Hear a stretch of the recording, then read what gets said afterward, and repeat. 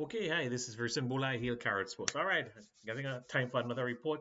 And tonight I'm going to be talking about, well, we got a truckload of football from late January, or right now until the end of February, early March. So if you're a TNT football fan, it's a lot of fun. We got the under 17 girls trying to qualify for the World Cup, the under 20, under 17 boys trying to qualify for the World Cup, and of course, we've got Defense Force in the CONCACAF Club Championship. Um, I want to get to that. Before I do, let me just say something really quickly. You know what? A month ago, I was watching a match in Tobago PFL. Tobago Sports Live was bringing the game on behalf of Wave Sports.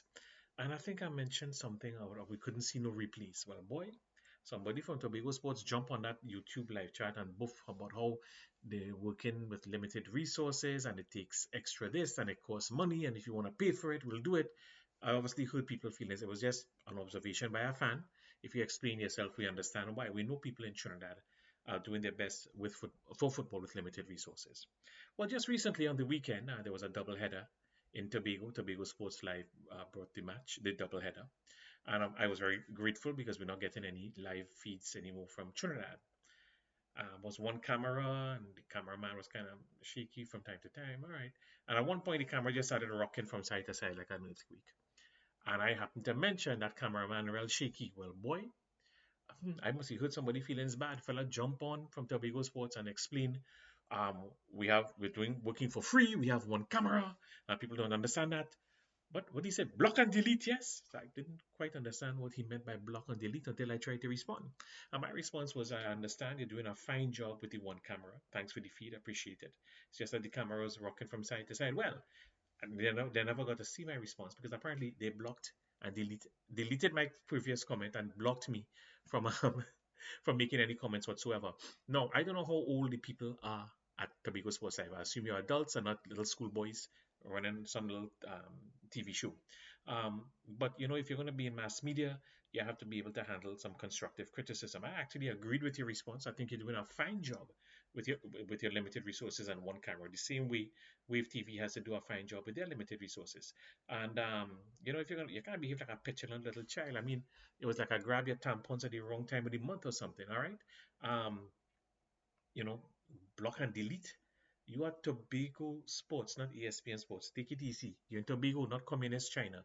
You're going to have to learn how to handle some constructive criticism and respond like a professional adult, not like a hurt little child. And for the record, let me make it clear again. You're doing a fine job with your one camera and your limited resources. Take it easy. On the other hand, or additionally, Richard Goddard, an ex-top goalkeeper from Tobago and representing Trinidad and Tobago, did a wonderful job commentating in the first half. The fella in the second half wasn't bad. We've heard him before. He was yawning a bit, but maybe he tired. I mean, after all, you're working hard for free. I hope I get out there too vexed because I know you're working for free. Again, just some observations here. All right. I know you guys want to do as professional a job as you can with your limited resources, and you have to be able to handle a little constructive criticism. So the next time I see that cameraman rocking from side to side like a Zanzibar, I will keep quiet. I see no slow motion replay. I understand. That costs money and you don't have it. Take it easy. Explain yourselves like, professional adults. Anyway, looking forward to your next live feed.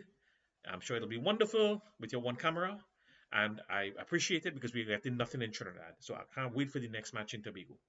Long live Tobago Sports Live. Okay, on to football. So as I said, a truckload of football if you're at Trini. The under 17 girls, I really don't know much about them because there's not much being printed.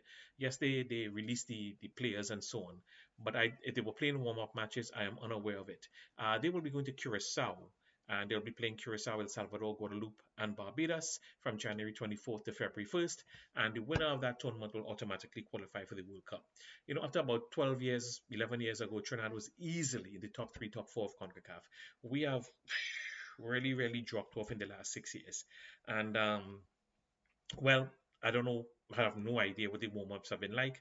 I wish the ladies the best. I mean, even against Barbados, we are not a given victor anymore. So wishing them the best. Now, let's get on to the under 17 boys and the under 20 boys. The under 17 boys will be playing at home. Again, we are grouped with Barbados, St. Martin, and Mexico. The winner will automatically qualify for the under 17 World Cup. Our first match is February 3rd versus Barbados. Last match, February 12th versus Mexico. That's fitting because on paper, Mexico and Trinidad should manhandle Barbados, St. Martin, and St. Martin. which means that last match is basically a final to qualify for the Under 17 World Cup. Um, I don't know what the team looks like. I know they have been playing some warm up matches against first tier and second tier teams in Trinidad. I would have appreciated, other than Defense Force, second team to stay away from the second tier teams in Trinidad because from what I've seen, they're not really that impressive or overwhelming, especially when you're getting ready for a top-notch team like Mexico to qualify for the World Cup. To the credit of the FA, they are going on a two-match tour of Peru, January 28th and January 30th. They'll be playing in Peru. That is wonderful. Warm up just before the first match against Barbados on February 3rd. Wishing the boys all the best. I'm really hoping too that because the under 20 team was training, that they would have played against the under 20 team.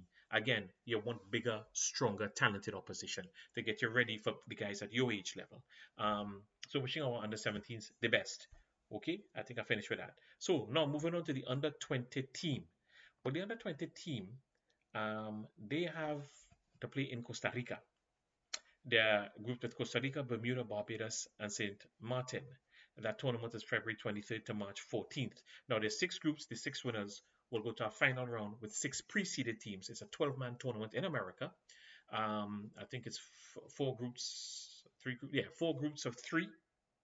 No, I lied to you. Three groups of four. Three groups of four. The top two teams and the two best third place teams will make the eight, which is the quarterfinals, and they'll go on.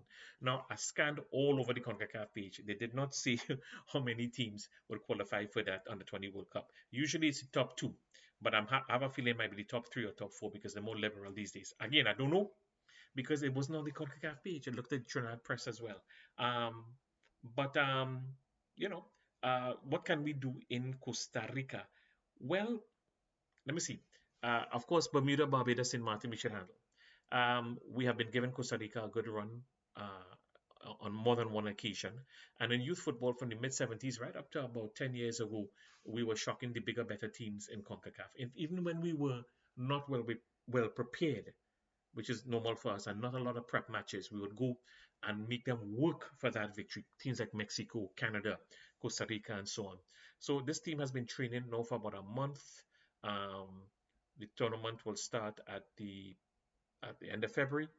So that's about at least 2 solid months of training, and it is not impossible for Trinidad. It's what the difficulty is just not Costa Rica, but Costa Rica and Costa Rica at high altitude. I don't think we've ever beaten Costa Rica and Costa Rica, but they're overdue for an upset. They're overdue for a shock. Haiti was 2 goals down against the senior team and came back to draw in a World Cup qualifier. So let's hope our boys can handle the business. Costa Rica is not infallible at home, but it's hard work. Probable players I expect to see on this under 20 team. The very talented quartet from Samuel Japlote, Malachi Webb, Jaheim Fostin, Daryl Garcia, and Lindell Sween. I haven't seen much of Trestrail, so I can't say if he's going to make the team or not, but I know he's a talented guy. Also, ex-Fatima and Defense Force midfielder Seth Hadid. I believe he's only about 18 years old. Yes, if Hadid is not under 20 team, something's seriously wrong. Okay, I can tie up with my notes here. I put DF. I thought it was defensive midfielders, really defense force. Yes, Seth Hadid. So Seth, I would like to see there as well. It's a talented side. They've been training for the last month. They've had some games against Tier 1 clubs from Trinidad. And right now, as I make this video, on January 19th, there's a tournament happening in Trinidad. It's the St. Vincent and Grenada under 23 teams, the Trinidad under 20 teams, the Trinidad and Tobago under 20 team, along with Defense Force and AC Port of Spain in a tournament to help our teams warm up. Today, Defense Force would have played the Trinidad and Tobago under 20 team. Now, my problem is Defense Force would have played a match on Saturday, played a match today, Monday, and then played a match on Wednesday. So PFL, that is Saturday and Wednesday. So sandwich in between is the under 20 team today on a Monday. Are they really going to run their first team? Or they just run the second team? I hope it's the first team, but I can't believe they would jam the first team like that for 3 matches in the space of about 5 days. But I don't know. Let's see. On paper, it's not a bad little tournament. We have limited resources. We understand this. It's a month before the actual tournament, and I guess St. Vincent and Grenada will provide some opposition. And of course, two good clubs, two very good clubs, Defence Force and AC Port of Spain. It was up to me. Our under 20 teams would play nothing less than the top three teams in Trinidad and Tobago at all times. Okay, Grenada, St. Vincent, we might get an extra 100 people at the stadium um, to see these matches. So we got a month to go. What are we gonna do now for additional warm-up matches? Maybe the FA has got something um, in on their mind that they're not yet sharing with us. Maybe they try and organize it in a perfect world. In addition to some warm-up matches at home, we would maybe make a quick tour, one match tour of say Honduras and Panama, and then go directly nearby to Costa Rica. Um, I would like to see them at home play, like take a week off from the PFL and play a PFL All Stars 11. If the under 20s can handle themselves against Defence Force, handle themselves against AC Port of Spain, take a week off because we have time to make up the games. And on a Wednesday and Saturday, for example, play against a PFL All Stars team. At the very least, take a break and maybe get a national under 23 team together. You don't have to take a break because we don't have football. We have football one week apart. Get a national under 20 locally based team together and have them play one or two games against the under 20s. Again, bigger, stronger, better competition. Last thing I want to see is them playing against a second tier team in Trinidad, thinking you're going to get ready to play Costa Rica in Costa Rica. It's not enough. I don't care how good those second tier teams are supposed to be. It's not enough. So wishing the under 20s all the best. Sorry we can't see these games on YouTube or something. I think it would be very interesting football. I guess they'll have highlights on TV, but would love to see full matches. And I'm asking the Trying to be media, come let's show some local football, now, man. Show some local football if you can.